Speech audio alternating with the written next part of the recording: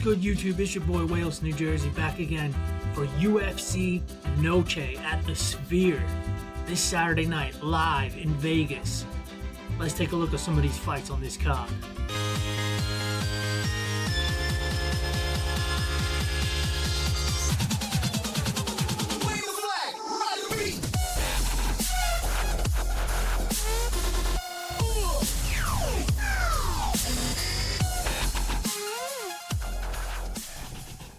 Alright, first fight of the night will be Raul Rosas Jr. versus Orichi Lang. This is crazy. They're putting Raul Rosas Jr., a future star in the UFC, the current youngest active fighter in the UFC. They're putting him on the first fight against Orichi Lang.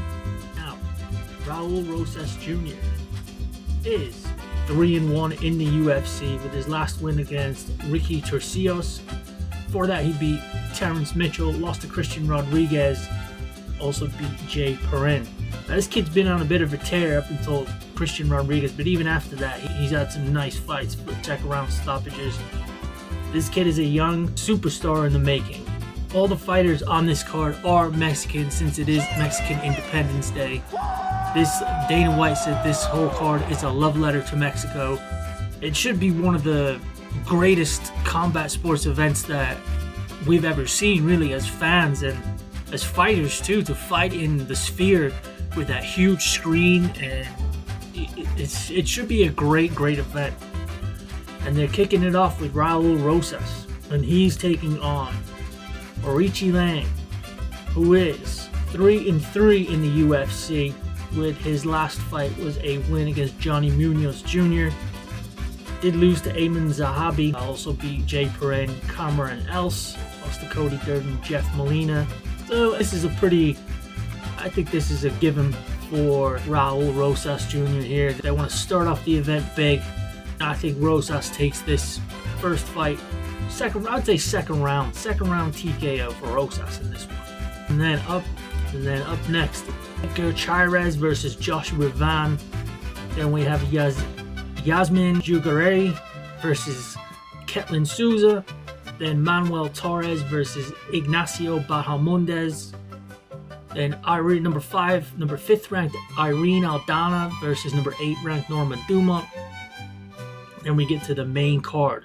Kicking off the main card with Ronaldo Rodriguez versus O'Day Osborne.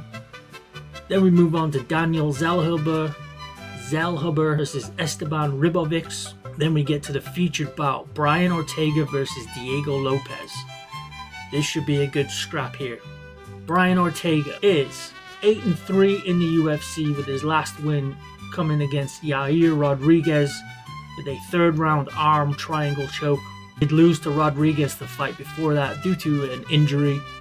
And he also lost to Alexander Volkanovski, beat the Korean Zombie Chang Sung-jung, and then lost to Max Holloway. Beat Frankie Edgar, Cub Swanson's Renato Moicano, Clay Guida, Diego Brandao. Decorated fighter in the UFC is Brian Ortega. He's been around for a while. He's been around since. Made his UFC debut in 2014. Done the Ultimate Fighter. He's a veteran. He's been around for a while. He is facing Diego Lopez, who is 4-1 in the UFC. Made his debut in 2003. But this kid's been on a bit of a tear. His last fight was a unanimous decision against Dan Ige. Before that, he finished Sadiq Youssef in the first round via uppercuts and ground strikes. Before that, he finished Pat Sabatini with punches in round 1. And before that, an arm triangle against Gavin Tucker. Did lose to Mosar Evolov, who is, I think he's 8 in the UFC. The guy's a freak. Great fighter. So this is a good fight here. This is the old school versus the new school right here. I think, man, this is a tough fight. I do have Diego Lopez winning this fight, but Brian Ortega's jiu-jitsu, man, is off the chain. He's a brilliant jiu-jitsu practitioner. Could go either way, but nonetheless a great fight. After that, we have the co-main event, Alexa Grasso versus Valentina Shevchenko. The Ultimate Fighter coaches finally squaring off for the flyweight championship. Alexa Grasso in her last fight. She is 8-3 in the UFC. In her last fight, she did beat Valentina Shevchenko. Well, she drew against Valentina Shevchenko in the last fight. Fight before that, she beat her in round 4 by rear naked choke. It was a big win for her, a surprising win. She was an underdog in that fight. But she's been on a tear as well. Viviana Andrade, Arajo, Joanna Wood, Macy Barber, Ji Young Kim did lose to Carla Esparza back in 2019 and also beat Karolina Kowalkiewicz. And she's going up against an old foe in Valentina Shevchenko. Valentina Shevchenko is a decorated veteran of the UFC with her record at 12-3. Made her UFC debut in 2015. Last fight was a draw against Alexa Grasso, and before that she lost her belt to Grasso. But before that, man, she was on a tear. I believe she won the vacant belt against Joanna Jędrzejczyk after Amanda Nunes vacated it.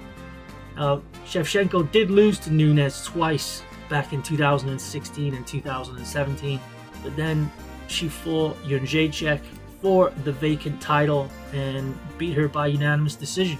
After that, she did go on a tear. She beat Jessica Ai in the second round, Liz Carmouche by decision, Caitlin Cormier round 3, ground and pound from the crucifix, Jennifer Maia, Jessica Andrade, Lauren Murphy, Talia Santos, and then she lost her belt to Grasso.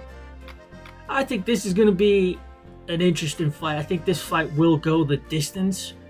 I do believe Valentina Shevchenko will come up with the win in this fight. I think she's learned from that last fight that she had with Grasso. Pressure's on Grasso being Mexican Independence Day. She is the Mexican champion. With the whole Sphere event, I do believe the pressure will be very high for Grasso. Pressure makes diamonds.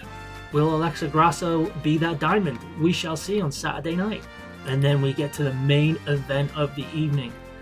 Sean O'Malley versus Merab Dvalishvili.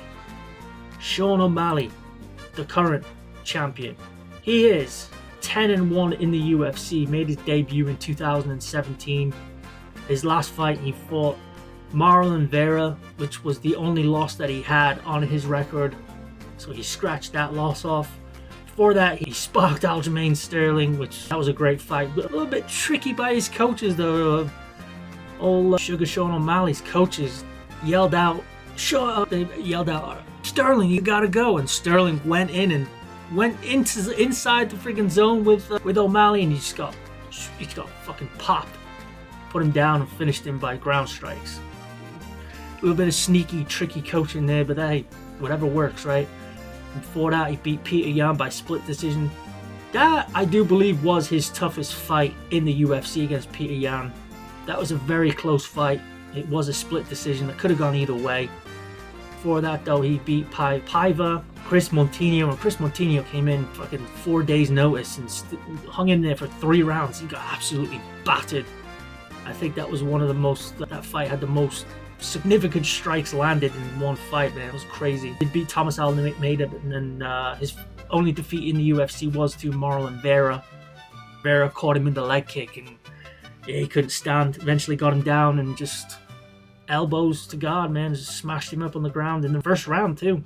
And he's going against the Georgian, Merab Dvalishvili, who is 10-2 in the UFC. Made his debut back in 2017. His last fight against Henry Cejudo, he won by decision. Before that, he beat Peter Yan by decision, beat Jose Aldo by decision, also beat Marlon Moraes, Cody Stamann, John Dodson, Gustavo Lopez, Casey Kenny, and Brad Katona, Terrion Ware. Did lose to Ricky Simon back in 2018, also Frankie Sanez back in 2017.